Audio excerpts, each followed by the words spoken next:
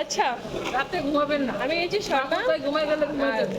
ওরা হচ্ছে আপনি আর শুভ ভাইয়া। চিকেন চাপ, না গ্রিল কারণ এটা আমরা কি রাতের বেলা কাবাব, আর আমি শর্মা, কাস্তরি খাবার, গুলশান দই, দেখি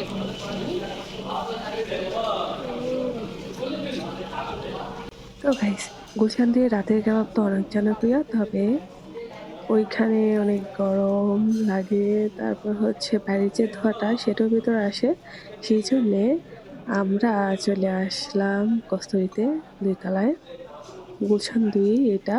তো অফিসের পর সন্ধ্যা থেকে এত খিদা লাগে, তো আমরা যেহেতু একটু লেট করে বের হয়েছি, চলে গেলাম কস্তুরীতে।